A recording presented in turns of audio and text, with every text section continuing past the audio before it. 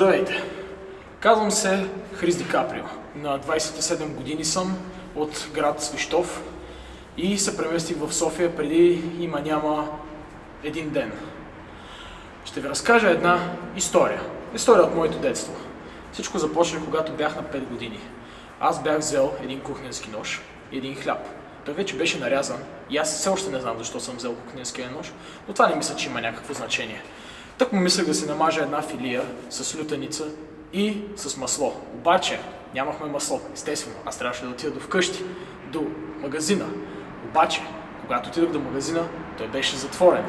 Какво да направя след това? След това отидох до най-близкия град, и именно София. И в момента, ето ме тук, все още търся масло.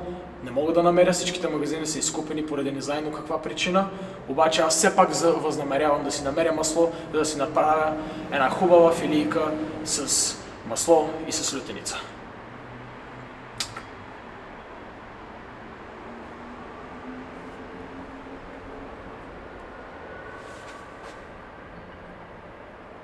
Струва ми се, че видях някой. Това ми напомня една друга история.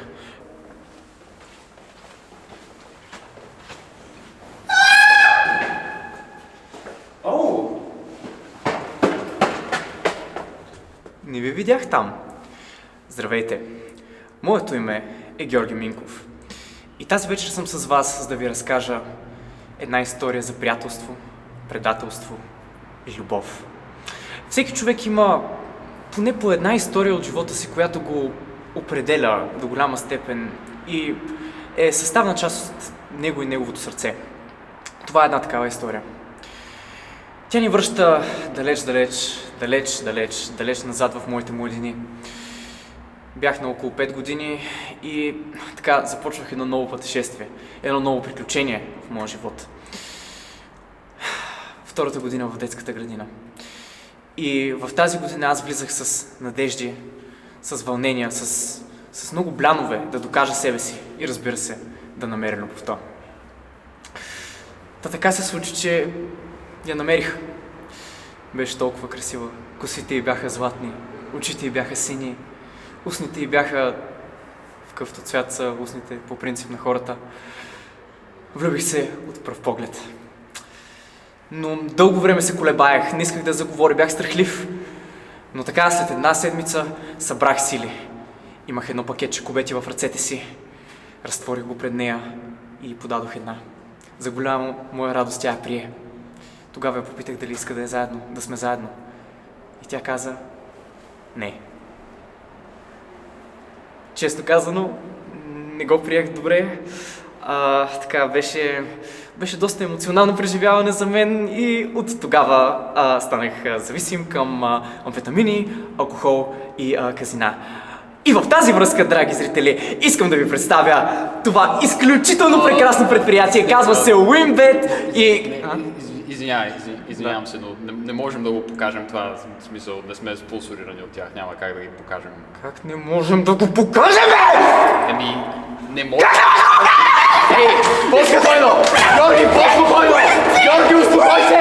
Георги! Георги, стига вече, уляза е!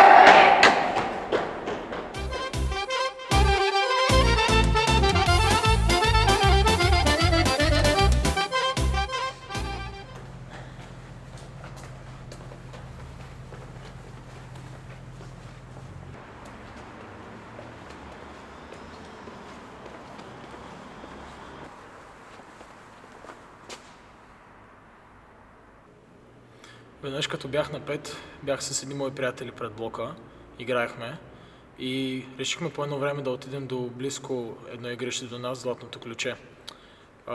Естествено, аз бях още малък и много трудно убедих майка ми да отидем да поиграем в футбол, но все пак успях да убедя.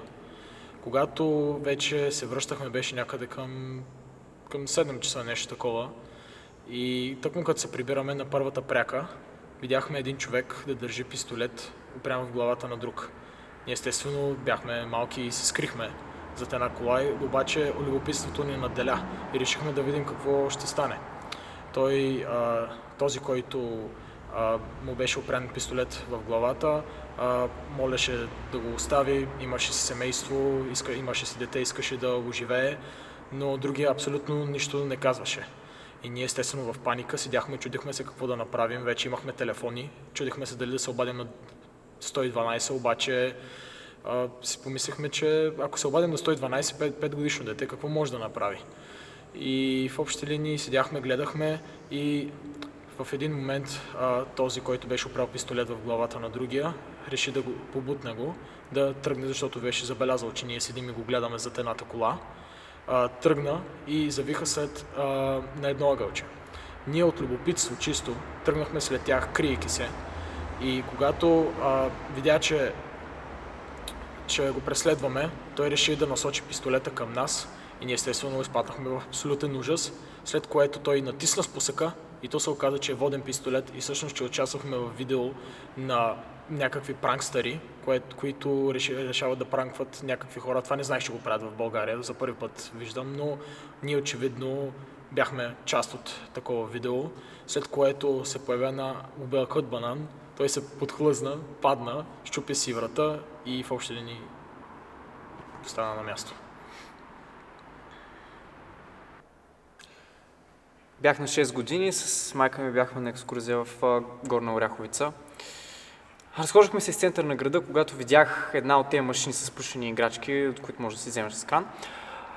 Много исках една от тези играчки, вярвах, че мога да я взема. Питах майка ми веднъж, втори път, трети път да си взема тая играчка. Тя ми казваше не, тези машинки са форма на комар, няма как да стане, няма да спечелиш. Аз бях сигурен, че ще спечеля.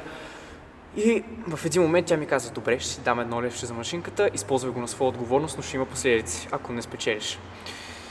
Взех левчето, сигурен, че ще победя, но разбира се, не взех играчката. Мислех, че това е края на историята, но не беше края. На връщане майка ми спря да ми говори, баща ми спря да ми говори. Когато легнах да си спя същата вечер вече у нас, след време разбрах, че вратата беше заключена. Стоях в стаята ми с дни. Вратата остана заключена. Всяка сутрин вратата се отваряше, но преди да мога да изляза, просто някой промушваше една плюшена играчка. Играчките станаха 2, 3, 4, 5, 6, 10, 100, 200, 300, 400. Цялата стая се запълни. Не можех да дишам. После разбрах, че това е било само сън. Но 15 години по-късно си направих профил в Uinbet.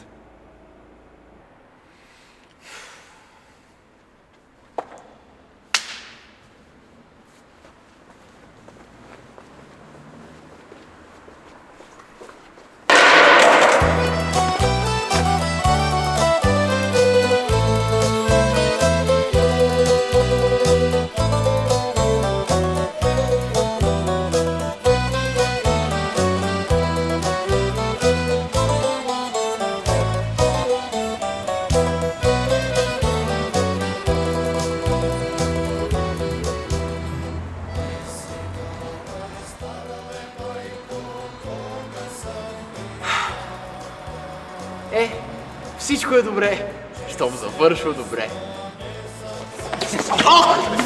Fuck!